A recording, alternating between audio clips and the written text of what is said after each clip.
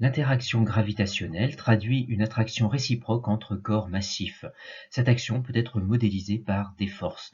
Dans le cas de deux corps A et B de masse respective MA et MB, on note F de A sur B, la force exercée par le corps A sur le corps B, et F de B sur A, la force exercée par le corps B sur le corps A. Et d'après le principe des actions réciproques, appelé également troisième loi de Newton, ces deux forces sont égales mais opposées, ce que traduit l'égalité vectorielle. F de B sur A est égal à l'opposé de F de A sur B. Ces forces gravitationnelles entre corps massifs sont d'autant plus intenses que leurs masses sont grandes et que la distance qui sépare les deux corps est petite. Ces forces prennent une expression simple dans le cas où les deux corps A et B sont ponctuels. Ces expressions constituent la loi de Newton relative à la gravitation que nous allons énoncer dans un instant. La loi de l'interaction gravitationnelle considère deux corps ponctuels A et B, de masse respective MA et MB et distants de petit d.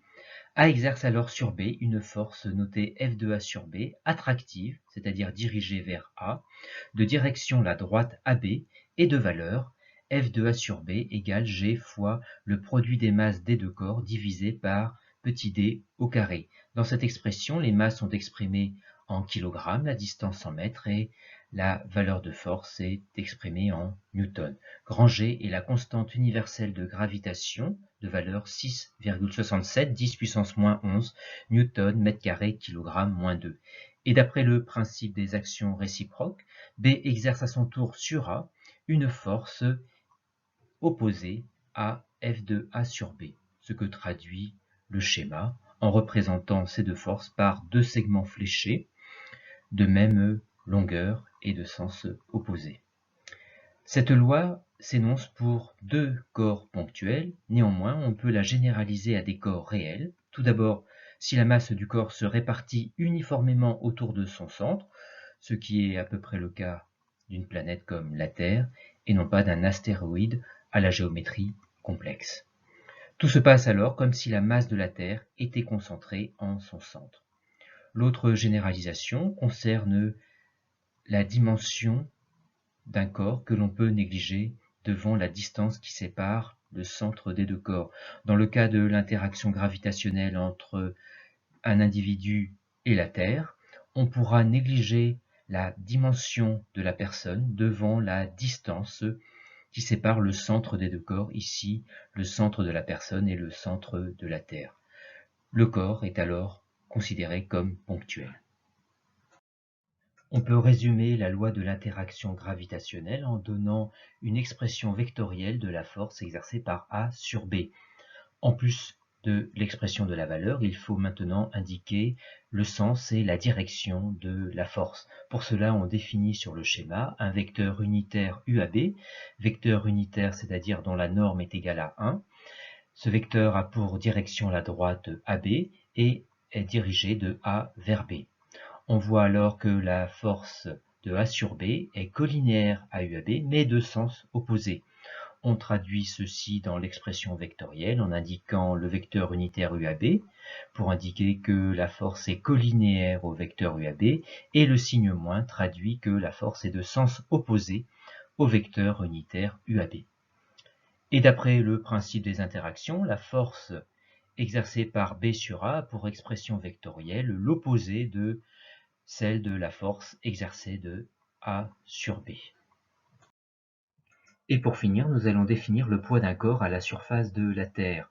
On appelle poids d'un corps B à la surface de la Terre, par définition, la force ressentie par B due à l'attraction terrestre qui peut être modélisée par la force gravitationnelle exercée par la Terre sur B, mais cette force ressentie par B est également due à la rotation terrestre autour de l'axe des pôles. En effet, tout passager d'un manège en rotation ressent une force centrifuge qui tend à l'éloigner de l'axe de rotation du manège. De la même façon, le corps B ressent une force centrifuge qui tend à l'éloigner de l'axe des pôles. Le poids est donc la somme de la force gravitationnelle exercée par la Terre sur B et de la force centrifuge. Le poids se représente donc sur le schéma en toute rigueur en construisant la somme de la force gravitationnelle et de la force centrifuge comme ceci. Or, la force centrifuge a un effet faible, si bien qu'on peut la négliger et considérer le poids P comme pratiquement égal à la force gravitationnelle. La valeur du poids du corps B est donc approximée à celle de la force gravitationnelle. On calcule cette valeur pour une masse mb ici de 70,5 kg. On n'oublie pas de convertir le rayon terrestre de kilomètre à mètre, d'où le 10 puissance 3.